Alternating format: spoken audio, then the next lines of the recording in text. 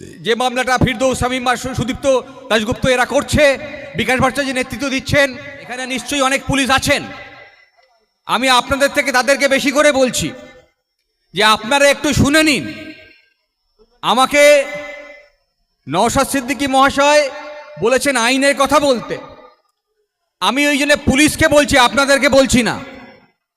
পুলিশকে বলতে চাইছি যে আইনে বলা আছে একটা পুলিশের দায়িত্ব হচ্ছে প্রথমত যে কোথাও যদি কিছু ঘটনা ঘটার খবর আসে তা সংগ্রহ করতে হবে। তার জন্য পুলিশের একটা ইন্টেলিজেন্স দপ্তর থাকে।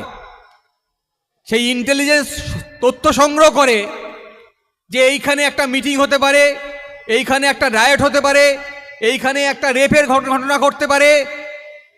এরা তথ্য সংগ্রহ করে আর তার পরের কাজটা হচ্ছে ওখানে পুলিশ পাঠিয়ে দেওয়া, প্রিভেন্ট করতে হবে, প্রতিরোধ করতে হবে যাতে এই রায়টটা না হয়, যাতে ওই অপরাধটা না হয়।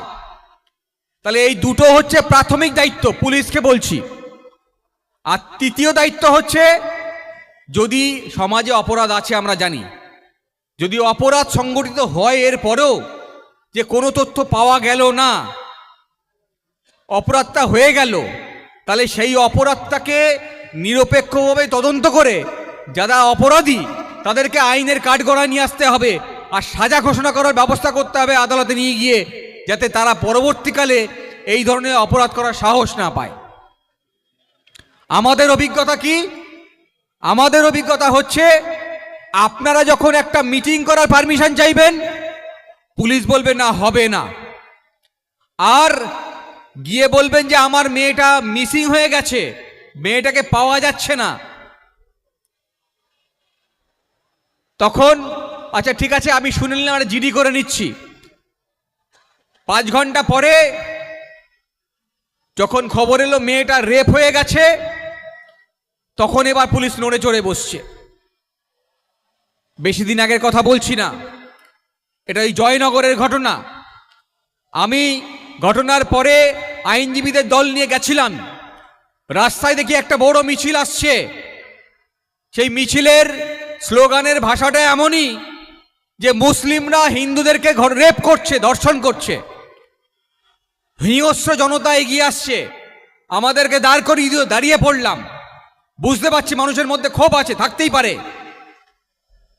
তারপরে বললাম আমি আইনজীবী, ওদেরকে সাহায্য করতে যাচ্ছি, আমি আমার নাম শামীম আহমেদ বলিনি। ওরা আইনজীবী শুনে আমাদেরকে ছেড়ে দিল। তারপরে ওই ভদ্রমহিলার বাড়িতে পৌঁছালাম। পৌঁছে আপনারা জানেন ওই বাড়ির ছাদ থেকে সেই দিনকে আদালতে মামলা করেছিলাম আমরা হাইকোর্টে, যাতে তদন্ত নিরপেক্ষভাবে করা যায় ওই দিনই। আর ফেরত এসে গাড়ি নিয়ে যখন দেখলাম ওই রাস্তা আবার অবরোধ করে আছে একটা কাঠের গুঁড়ি ফেলে, ওখানে নেমে দাঁড়ালাম। দাঁড়িয়ে মাইক নিয়ে সবার আগে বললাম আমার নাম শামীম আহমেদ, আর আমি ওখানে গিয়েছিলাম ওদেরকে আইনি সাহায্য করতে। সারাদিন কি হয়েছে আপনারা জানেন।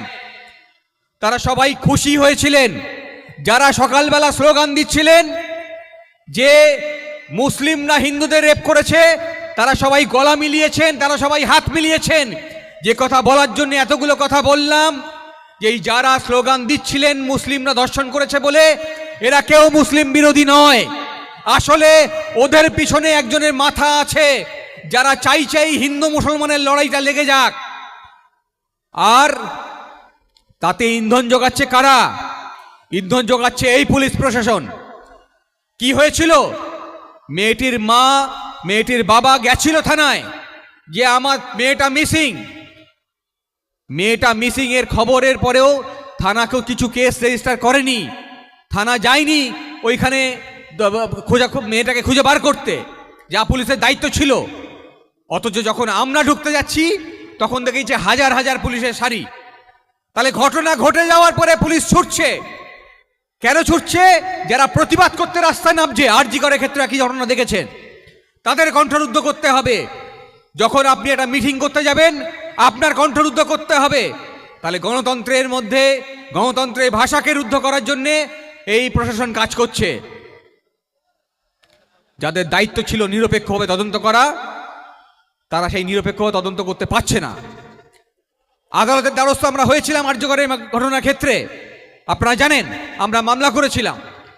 সেখানে আদালত নির্দেশ দিয়েছিল যে সিবিআইকে তদন্ত করতে হবে।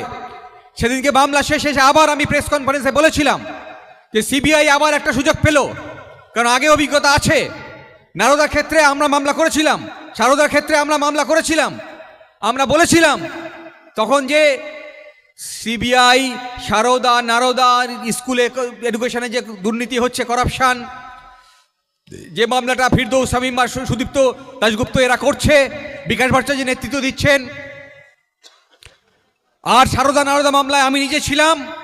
আমরা জানি যে সিবিআইকে তদন্ত করতে দিয়েও সেই তদন্তের নিষ্পত্তি হয় না, তদন্তে শেষ হয় না, আর অপরাধীরা সাজাও পায় না। ফিরহাদ হাকিমের বাড়িতে যদিও একবার সিবিআই গেছিল, শুভেন্দু অধিকারী বাড়িতে যায়নি। কারণ শুভেন্দু অধিকারী আপনারা জানেন যে এখন তৃণমূল ছেড়ে বিজেপিতে গেছে, ফলে ওর বাড়িতে সিবিআই যাবে না, ওর বাড়িতে ইডি যাবে না। ওর ভিডিও ফুটেজে দেখা যেতে পারে যে টাকা নিচ্ছে, কিন্তু ওর বাড়িতে যাবে না। আমি যে কথা বলার জন্য আমি বাড়াতে চাই না, যে কথা বাড়ার জন্য বলছি আমি একটা কথা বলতে চাই যে আমাদের সংবিধানে প্রতিটি ধর্মের right to profess, practice and propagate এই তিনটে শব্দ ব্যবহার করা আছে। যে একটা যে কোনো ধর্মের নাগরিক যারা ভারতবাসী, তারা যে ধর্মেরই হোক, তার রাইট টু প্রফেস আছে। প্রফেস মানে একটা মুসলিম সে দাড়ি রাখতে পারবে, সে টুপি পরতে পারবে, একটা পাঞ্জাবি সে পাগড়ি বাঁধতে পারবে, একটা হিন্দু সে তিলক লাগাতে পারবে, এটাই আমার সংবিধান বলেছে। প্র্যাকটিস করতে পারবে, সে নামাজ পড়তে পারবে, সে মন্দিরে গিয়ে পুজো দিতে পারবে, গির্জায় যেতে পারবে, আছে। প্রপাগেট করতে পারবে, বলতে পারবে যে আমার ধর্মে এই কথা বলছে, আসুন আমার ধর্মে যোগ দিন, এ কথা বলতে পারবে। কিন্তু এই যে কথাগুলো, যে অধিকারগুলো ধর্মের আছে, এখানে বলা আছে যে রাষ্ট্র এই ধর্মে প্র্যাকটিসের ক্ষেত্রে কোথাও হস্তক্ষেপ করতে পারবে না, রাষ্ট্র ধর্মের ব্যাপারে কোথাও নাক গলাতে পারবে না। রাষ্ট্র আর এই প্রশাসনের এই ধর্মের মধ্যে বলেছে একটা চীনের প্রাচীর গড়ে তোলা উচিত। তাহলে যখন রাষ্ট্র আর ধর্মের মধ্যে চীনের প্রাচীর করতে হবে একথা বলছে, তখন মুসলিমদের শুধু ইমাম ভাতা দিয়ে টুপি পরানো হচ্ছে, এখন বলছে পুরোহিতদের ভাতা দিয়েছে। আবার এখন আপনারা কি মনে করেন যে আমাদের শুধু ইমাম ভাতা দিলে হবে, পুরোহিতদের ভাতা দিলে হবে, নাকি মুসলিম যারা আছি, যারা এখনো পিছিয়ে পড়া অংশের মানুষ, একটু আগে আমার আগের বক্তা বলছেন ওবিসি সার্টিফিকেটের কথা, তাদের চাই শিক্ষা, তাদের চাই স্বাস্থ্য নিশ্চিত করার কথা। তাহলে যে কথা বলছিলাম যে স্বাস্থ্যের এই যে ধর্মের যে অধিকার, সেই অধিকারের রাষ্ট্র তাহলে হস্তক্ষেপ কোথায় করতে পারে? রাষ্ট্র হস্তক্ষেপ করতে পারে কোথায় পারে যখন পাবলিক অর্ডারের যখন ভায়োলেশন হয়। পাবলিক অর্ডার কখন ভায়োলেশন বলা হয়? যখন কোনো রাইট অ্যাসোসিয়েশন তৈরি হয়। কিছুদিন আগে দেখেছিলাম মুর্শিদাবাদে কোনো একটা পুজোয় নাকি কোনো একটা মণ্ডপে কিছু একটা লেখা, কোনো ধর্মীয় উস্কানিমূলক লেখা বেরিয়েছিল। মালদায় নাকি দুটো তৃণমূল গোষ্ঠীর মধ্যে লড়াই হয়ে একটা খুন হয়েছে, আর মাননীয় মুখ্যমন্ত্রী, নাম করছি না কারণ মুখটা অশুদ্ধ হয়ে যাবে, তিনি নাকি বলেছেন যে পুলিশ ব্যর্থ হয়েছে।